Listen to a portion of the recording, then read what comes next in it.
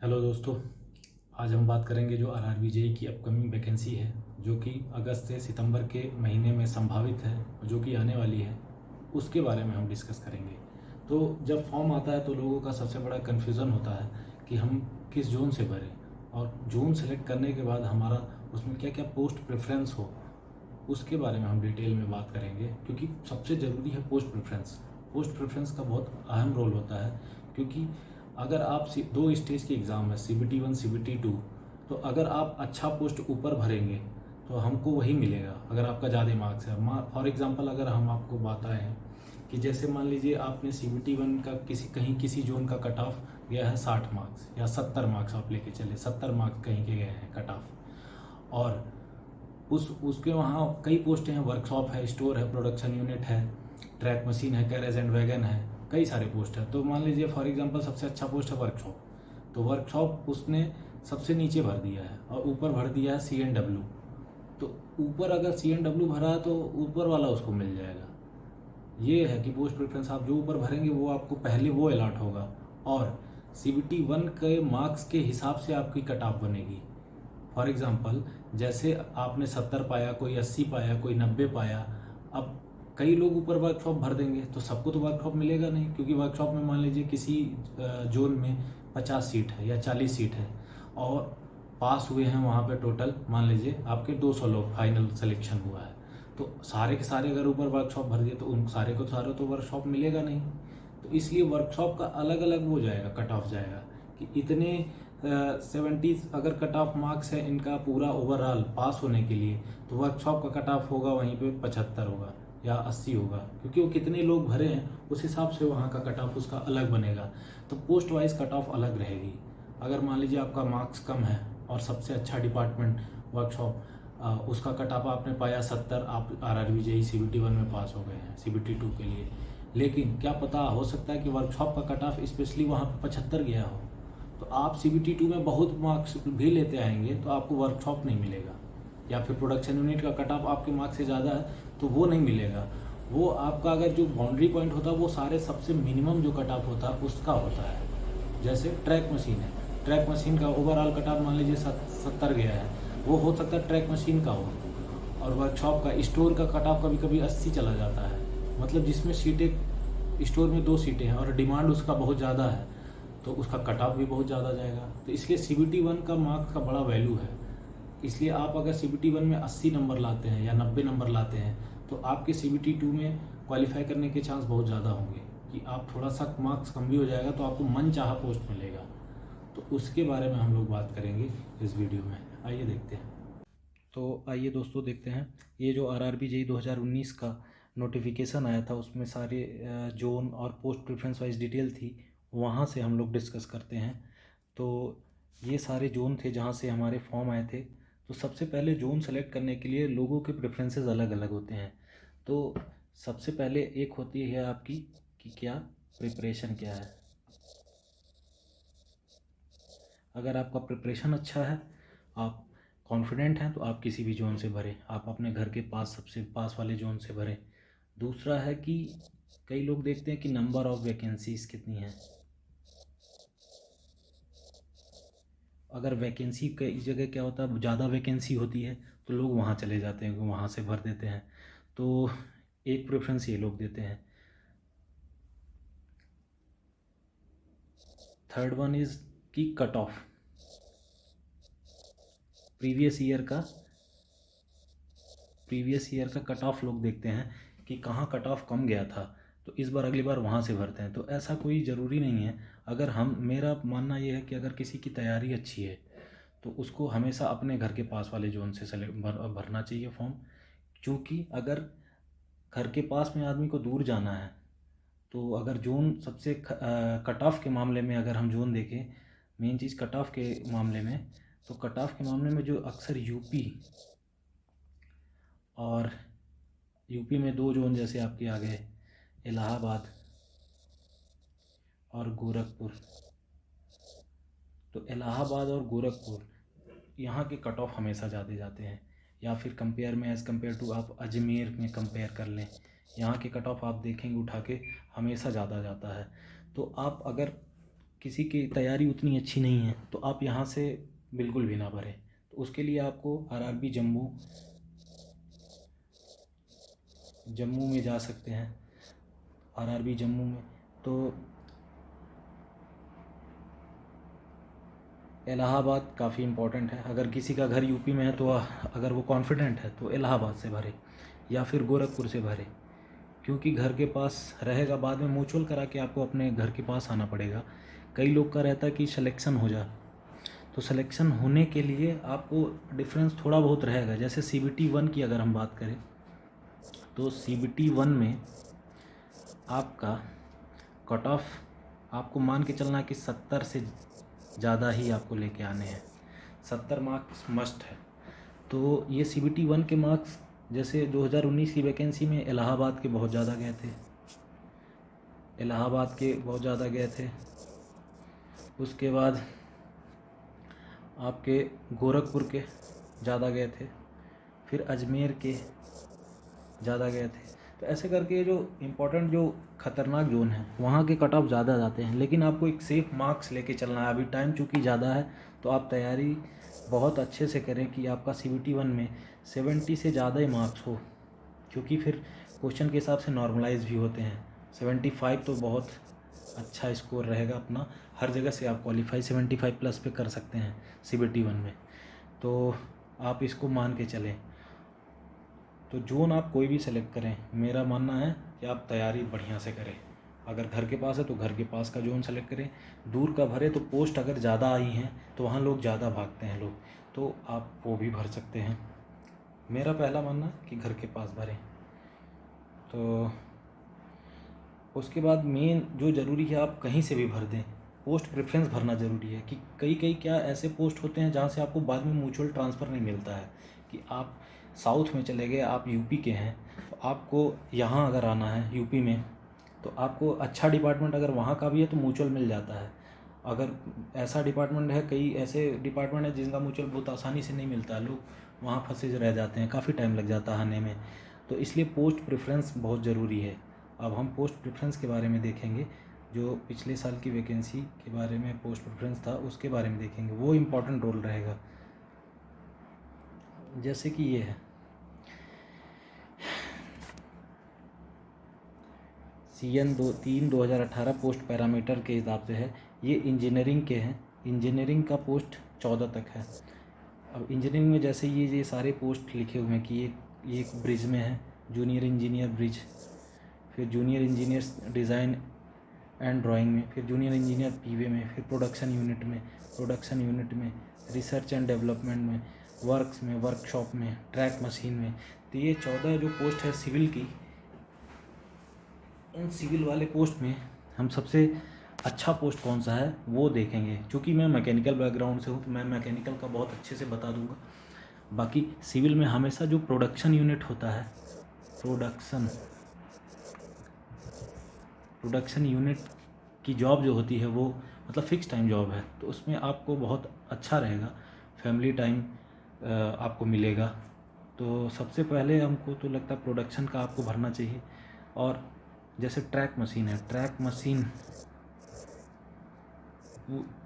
Track machine का job पूरे zone का होता है। पूरे जोन में आपको अगर NCR आपने ले लिया तो पूरे NCR में आपकी ड्यूटी रहेगी ट्रैक मशीन वालों की। तो ट्रैक मशीन का प्रेफरेंस आप लोग लास्ट में रखें तो ज़्यादा सही है, क्योंकि इसमें फैमिली लाइफ नहीं रहती है, घर से बाहर ही रहना रहता है। मंथली मतलब लगातार 14-15 दिन की ड्यूटी रहेगी, उसके बाद फिर आपको छुट्टी मिलेगी लगातार। लेकिन ये है कि डेली लाइफ आपका उतना सोसाइटी के हिसाब से उतना सही नहीं रहेगा, क्योंकि आपको भाई लाइन पे रहना पड़ेगा। मेहनत ज़्यादा तो पैसे इसमें ज़्यादा हैं, पैसे यहाँ पे ज़्यादा हैं, क्योंकि इंसेंटिव आपको यहाँ ज़्यादा मिलता है। इंसेंटिव यहाँ पे ज़्यादा मिलता है ट्रैक मशीन में। तो सबसे पहले हम मैकेनिकल के बारे में बात करेंगे। मैकेनिकल में कौन कौन सा बेस्ट पोस्ट है और कौन कौन सा नहीं है। तो यहाँ पे सबसे पहले आइए, पहला दिया है carriage and wagon, design and drawing, diesel shed, power, production unit, research and development, R&D, workshop. इन सब के अकॉर्डिंग यहाँ पे मेडिकल स्टैंडर्ड भी हैं। मेडिकल स्टैंडर्ड के बारे में हम दूसरे वीडियो में बात कर लेंगे। तो यहाँ पे अलग अलग मेडिकल स्टैंडर्ड है, EMU है, सेड है, जनरल सर्विसेज है, ये बाकी यहाँ पे इलेक्ट्रिकल आ गए। और जो RRB JEE का एग्ज़ाम होता है उसमें मैकेनिकल और इलेक्ट्रिकल एक साथ इनका रिज़ल्ट आता है, मतलब मैकेनिकल इलेक्ट्रिकल के पोस्ट पे भी जा सकता है और इलेक्ट्रिकल मैकेनिकल के पोस्ट पे भी जाता है, इनका कंबाइन वैकेंसी होता है। तो कभी कभी क्या होता है, मैकेनिकल की सीटों में इलेक्ट्रिकल अपने डिपार्टमेंट में ज़्यादा नंबर पाए तो वो मैकेनिकल की सीट को आ जाता है, उस पर मार्क्स पा के उसका सीट ले लेता है, तो ऐसा होता है।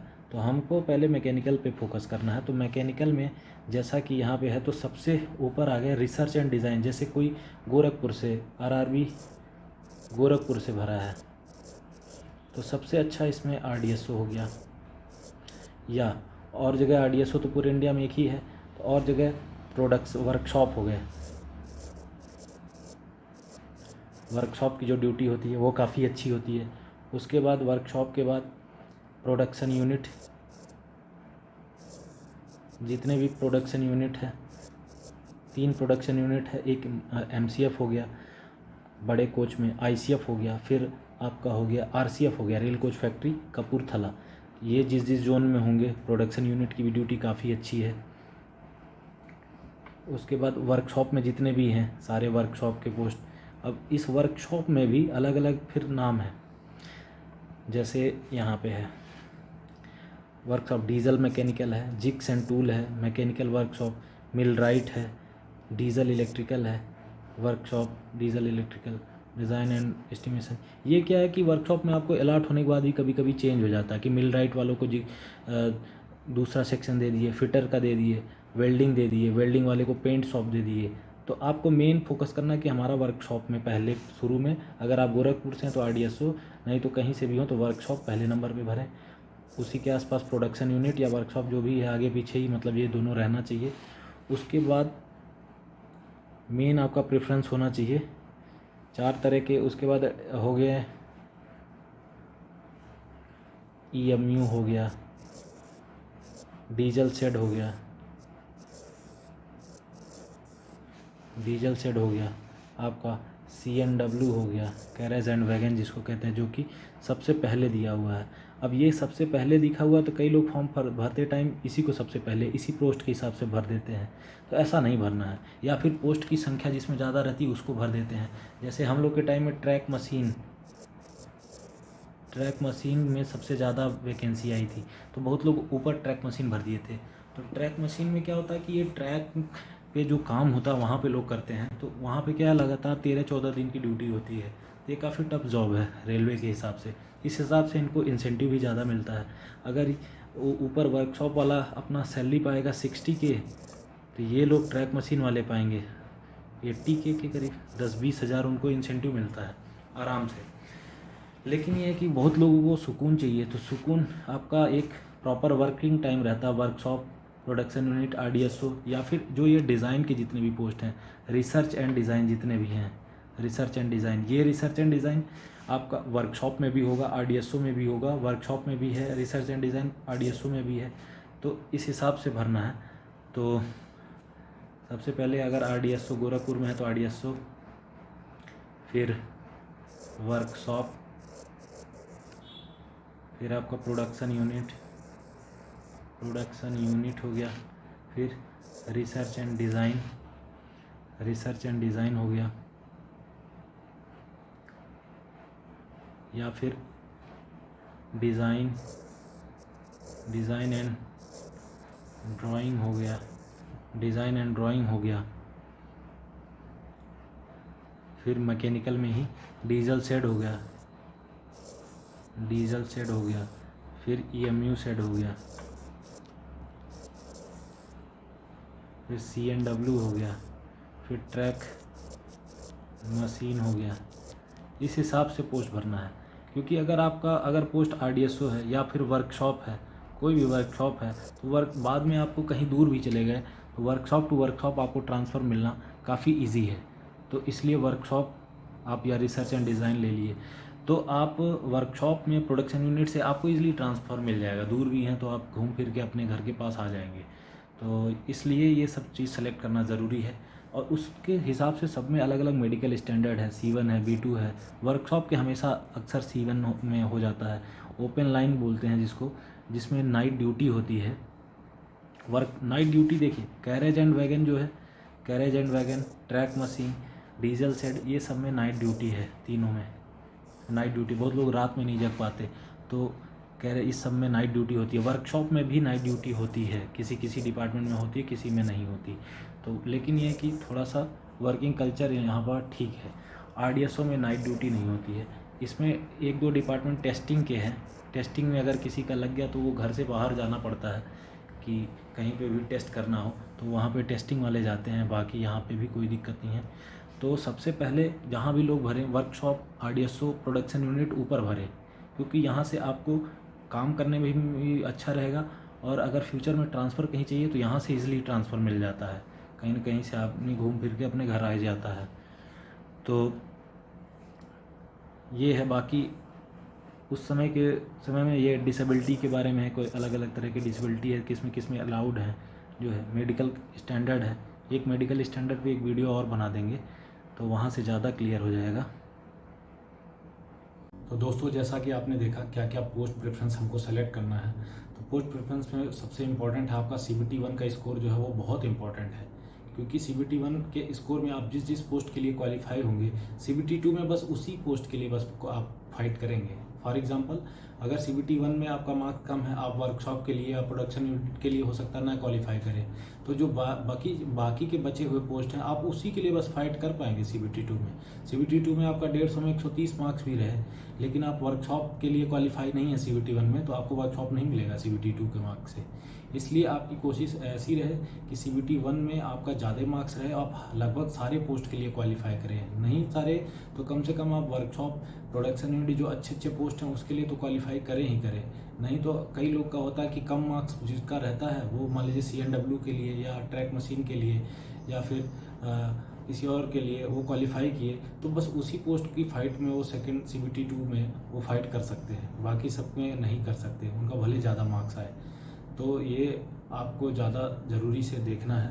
तो अब जैसा फॉर्म आए, एक बार फॉर्म आएगा तो एक बार मैं फिर से गाइड करूँगा। Okay, thank you so much.